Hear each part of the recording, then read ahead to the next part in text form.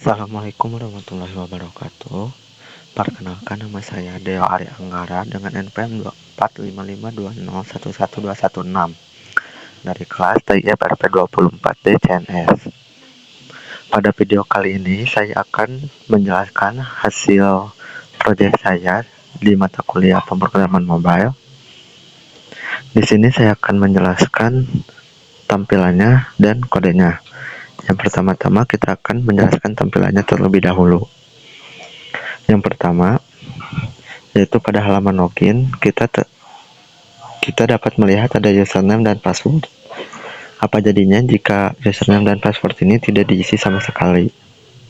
Nah, di sini langsung ada perintah username wajib diisi dan password wajib diisi.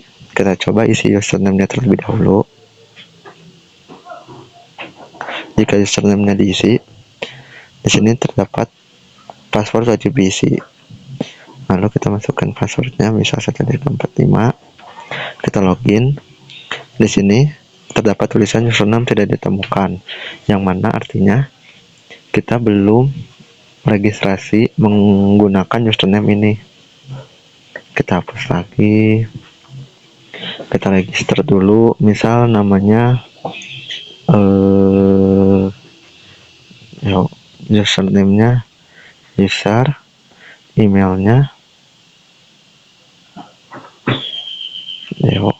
dan di sini juga terdapat validasi, yaitu format email tidak valid. Kenapa? Karena kita harus menggunakan ini dan format email yang semestinya. Setelah itu kita masukkan password, misal 12345. Kita register, lalu kita masukkan lagi username-nya, kita masukkan passwordnya, lalu kita login telah berhasil. Di sini di halaman utama terdapat nama yang tadi yang ada di username, lalu terdapat judul seminar registration app, lalu di sini terdapat deskripsi, keunggulan, dan informasi mengenai event yang akan berlangsung. Lalu di bawahnya ada navbar, yang mana kita bisa mencet seperti ini. Kita balik lagi, misal ke sini, lalu kita pencet daftar sekarang. Pertama-tama kita cek dulu validasinya. Di sini jika tidak diisi, maka terdapat validasi seperti ini. Kita masukkan namanya Deo, emailnya deo.com,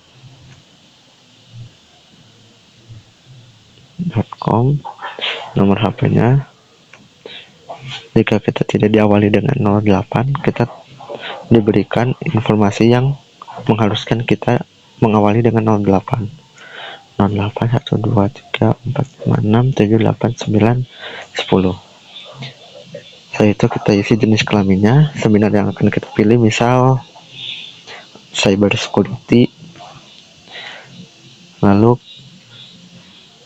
di sini juga terdapat informasi harus menyetujui data, yang mana kita harus menceklis checkbox ini. Lalu kita daftar. Di sini terdapat dialog yang mana kita diminta untuk mengkonfirmasi apakah data yang diisi sudah benar ataukah belum. Jika belum, kita akan kembali lagi ke halaman ini tanpa menghilangkan si isi field-nya. Namun jika kita pencet ya, kita akan diarahkan ke halaman selanjutnya, yang mana di halaman ini kita dapat melihat pendaftaran telah berhasil. Lalu ada nama yang telah kita inputkan, emailnya juga, nomor HP, jenis kelamin, dan seminar yang kita minati. Setelah itu kita bisa pencet kembali ke home, ataupun kita bisa mencet navbar yang ada di bawah ini. Kita coba kembali ke home. Kita akan kembali ke halaman home ini. Dan jika kita kembali lagi ke halaman hasil, karena kita belum menggunakan database, maka si nama, email, nomor HP, jenis kelamin, dan seminarnya tidak tersimpan. Oke, mungkin untuk tampilannya segitu saja. Kita lanjutkan ke dalam codingannya. Oke, yang pertama di sini saya akan menjelaskan kode dari login activity. Pada kode ini tuh adalah kelas login activity yang merupakan halaman login. Lalu si login activity mewarisi app compat activity agar bisa menjadi activity di Android, seperti itu. Selanjutnya, pada kode ini OneCreate di sini tuh memiliki fungsi pertama yang dijalankan saat halaman dibuka. Lalu set content view di sini tuh digunakan untuk menghubungkan file Kotlin ini dengan tampilan XML di activity login nantinya. Selanjutnya, kode yang ini tuh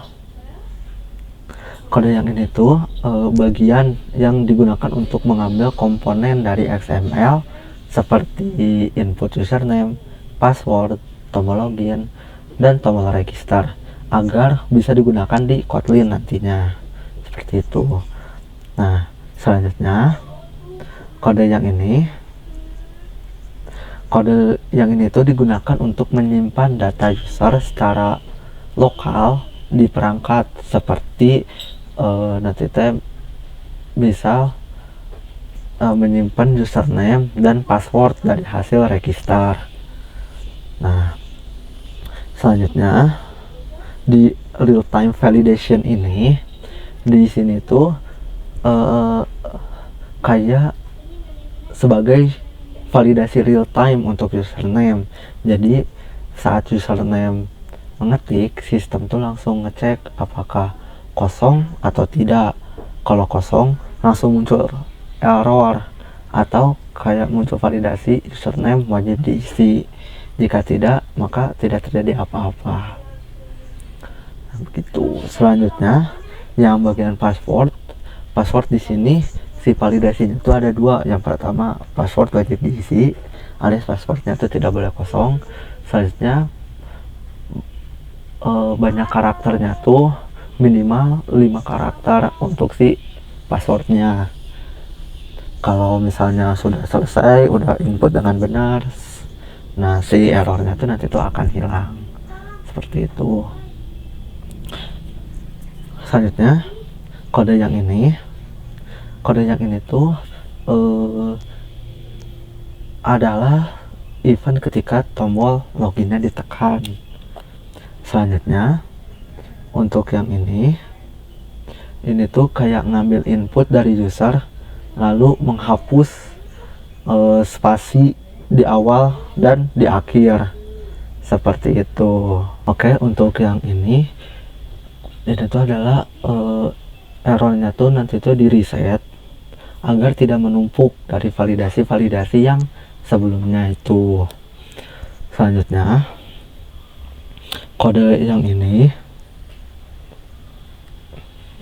tuh jika si username atau password kosong, maka akan diberi error dan proses loginnya tuh dihentikan. Di sini errornya tuh terdapat username wajib diisi, lalu password juga wajib diisi. Selanjutnya,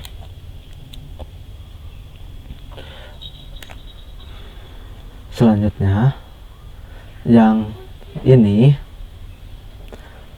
file save username sampai ke sini, ini tuh ngambil data username dan password yang sudah disimpan di register. Pada saat register nanti tuh si username sama si passwordnya tuh disimpan. Nah, di sini tuh tugasnya tuh mengambil data username dan password yang sudah disimpan saat register. Nah, selanjutnya yang ini tuh jika si user belum ada datanya di memori, maka si user minta dulu untuk registrasi terlebih dahulu. Nah, selanjutnya untuk yang ini tuh jika si username atau jika si user tuh masukin username dan si username-nya tuh tidak cocok atau tidak ada di database. Nah, bukan di database, tidak ada di memori. Nah, maka akan ditampilkan error seperti ini, username tidak ditemukan. Selanjutnya begitupun sama untuk yang password pun, jika passwordnya tidak sesuai akan ditampilkan password salah. Sebaliknya jika telah memasukkan username dengan baik, password dengan baik, maka akan ditampilkan login berhasil. Seperti itu. Untuk yang bagian ini, jika ini tuh bagiannya tuh jika si user belum punya akun, maka si usernya tuh menekan link, menekan tombol register untuk menuju ke halaman pendaftaran. Seperti itu. Mungkin untuk yang tampilan login segini, dilanjutkan ke tampilan register. Oke, selanjutnya register. Yang ini sama seperti yang tadi, ini tuh kayak merupakan si kelas register activity-nya merupakan turunan dari app complete activity. Selanjutnya yang di dalam onCreate-nya juga ini tuh kayak ngubungin si Kotlin-nya dengan XML. Seperti itu. Sama seperti yang tampilan login, sama seperti yang kode login sebelumnya. Nah, selanjutnya pada bagian ini juga sama, di bagian ini tuh kita tuh kayak ngambil komponen dari XML seperti input, username, email, password, dan tombol register. Lalu yang ini juga, kode yang ini juga digunakan untuk menyimpan data user secara lokal, seperti penjelasan saya yang sebelumnya. Untuk real time validation juga sama seperti yang sebelumnya, tidak ada yang diubah atau yang beda, cuman paling 6 errornya aja si tampilan validasinya. Misal di sini user wajib diisi, email wajib diisi, lalu format email tidak valid. Nah, di sini tuh si emailnya tuh wajib menggunakan add email, serta wajib menggunakan format penulisan untuk email. Jika tidak, maka akan tampil format email tidak valid. Nah, yang password juga sama, yang password sama seperti yang login sebelumnya. Password wajib diisi, jadi si password tidak boleh kosong. Lalu password juga minimal memiliki 5 karakter. Nah, untuk ini register button di sini tuh ketika si tombol registernya ditekan, itu tuh ngambil semua input user terlebih dahulu, kemudian akan di reset errornya agar si validasinya itu tidak menumpuk. Seperti itu.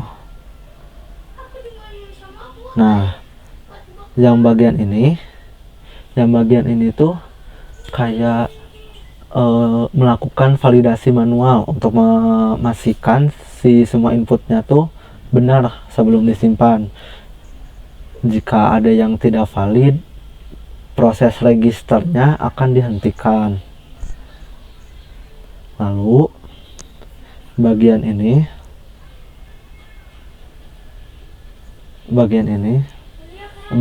tuh sebelumnya tuh telah menyimpan data, lalu dicek apakah username pernah digunakan atau belum. Nah, jika si username sudah ada atau sudah digunakan, maka akan muncul username sudah digunakan. Seperti itu.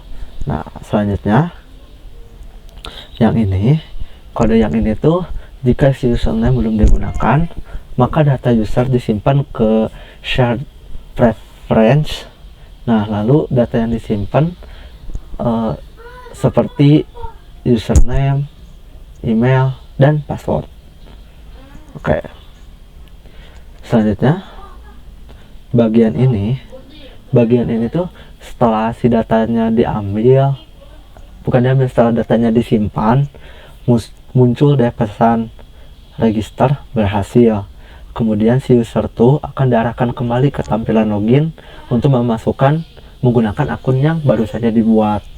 Seperti itu. Selanjutnya kita akan ke halaman utamanya. Untuk kode di halaman utama ini, yang bagian ininya sama sih seperti yang sebelum-sebelumnya dijelaskan. Lalu kita langsung saja masuk ke bagian yang ini. Bagian yang ini tuh si itu tuh ngambil data username dari shared preference yang sebelumnya disimpan di saat proses registrasi. Jadi sini tuh ngambil si username dari proses register yang sebelumnya gitu. Lalu yang bagian ini tuh kayak setelah si datanya diambil, lalu si username yang telah kita inputkan tadi di register itu nanti itu akan ditampilkan di halaman utamanya tuh. Jadi nanti itu akan tampil hello, misal si username-nya tuh namanya tuh Deo, jadi hello Deo, seperti itu. Lalu selanjutnya yang di sini navbar, saya membuat navbar di sini menggunakan image view. Navbarnya juga terdiri dari home, form, dan hasil. Selanjutnya button, nah ini untuk ini tuh adalah kayak tombol home gitu yang di bawah, button tombol home, karena udah berada di halaman utamanya gitu yang di home-nya, maka tidak akan diberi aksi apa-apa. Selanjutnya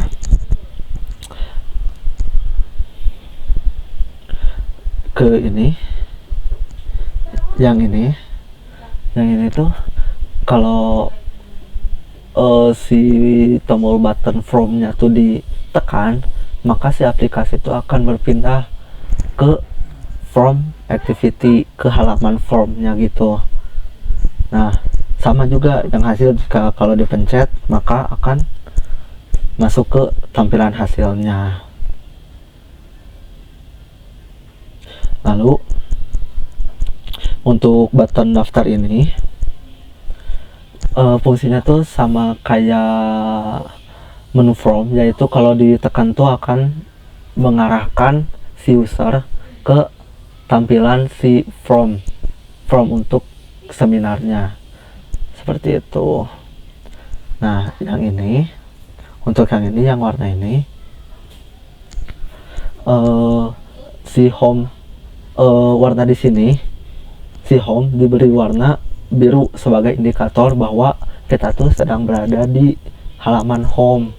Lalu yang lainnya diberi warna abu-abu untuk menunjukkan bahwa si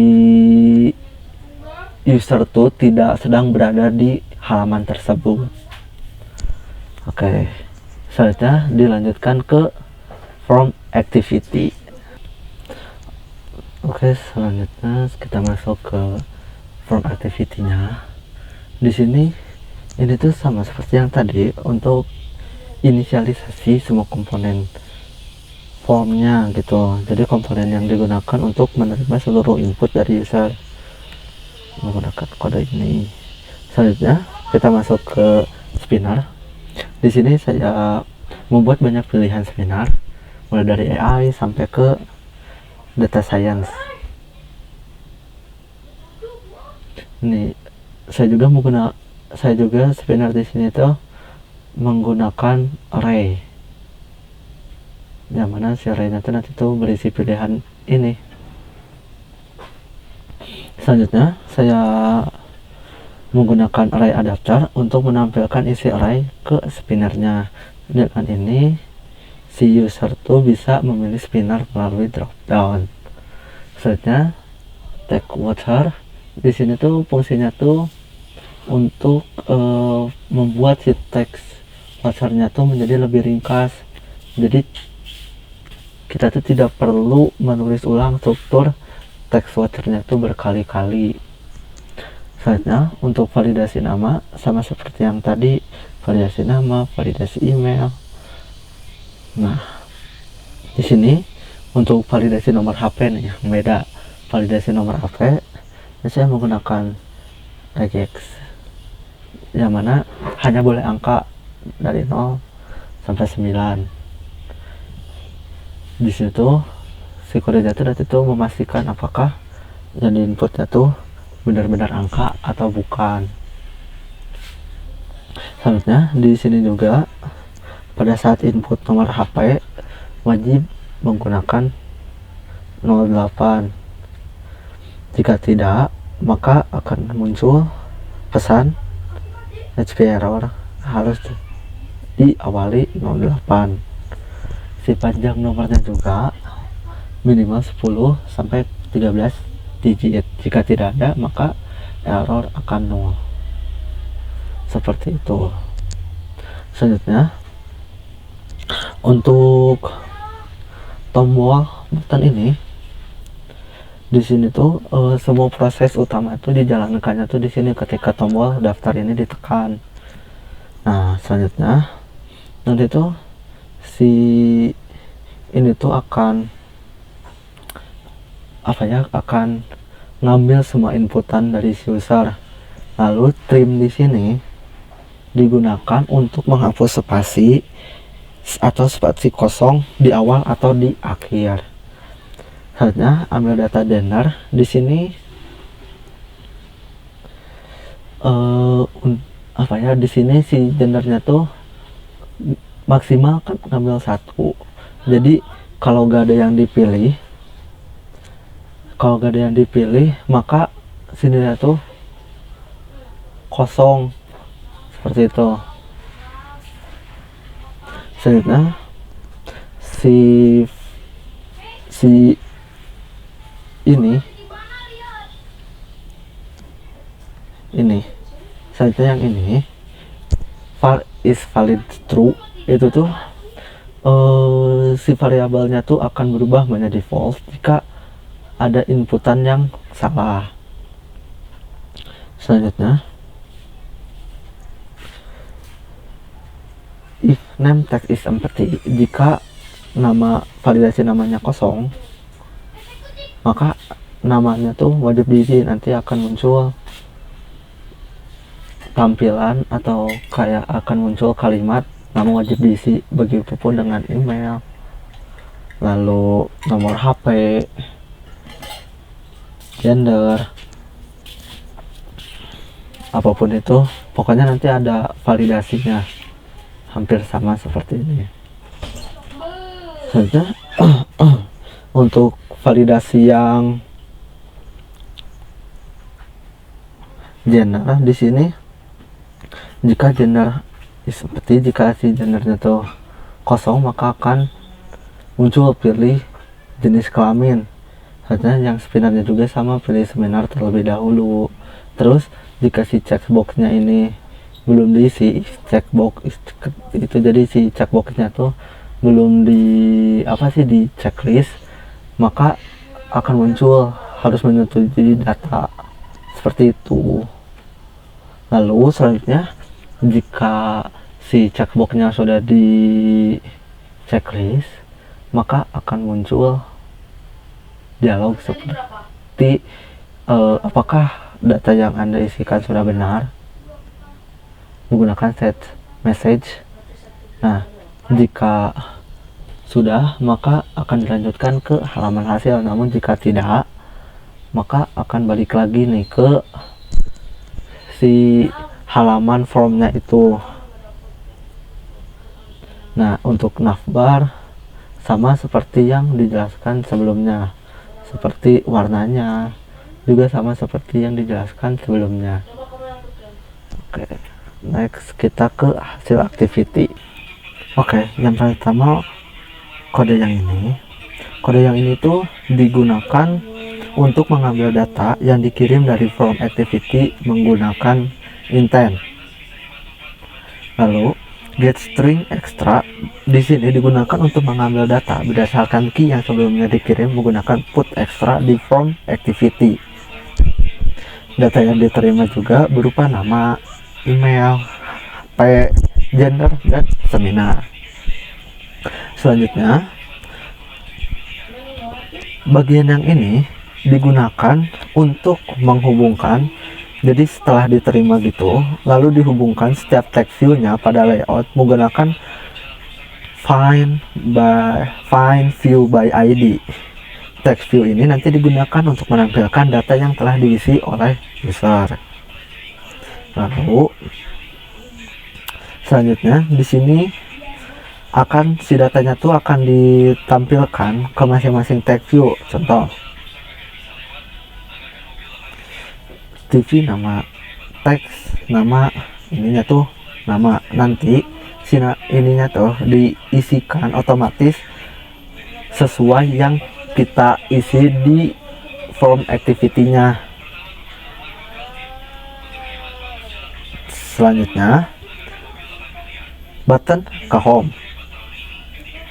Di bawahnya tuh ada seperti navbar juga yang menghubungkan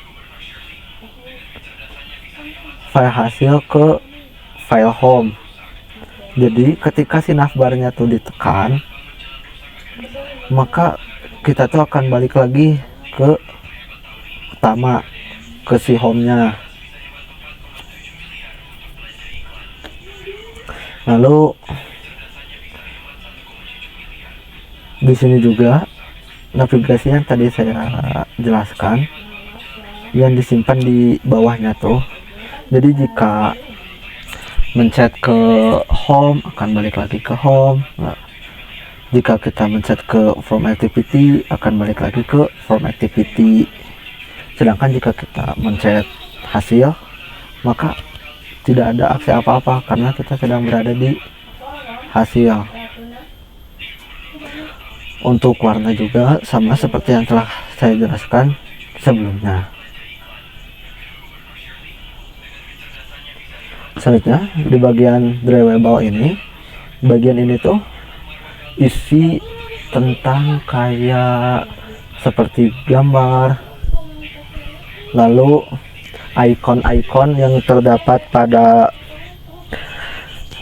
aplikasi yang saya bikin, semuanya saya simpan di drawable. Untuk layout di sini si isinya tuh tentang apa sih, tentang kode yang saya buat untuk si tampilan aplikasinya. Jadi kode di sini tuh kayak UI-nya gitu, seperti ini. Jadi semuanya tuh si tampilannya tuh dibikin di layout seperti itu. Untuk logiknya dibikin di Kotlin ini. Mungkin begitu saja video dari saya. Mohon maaf bila ada kekurangan dan salah kata. Wassalamualaikum warahmatullahi wabarakatuh.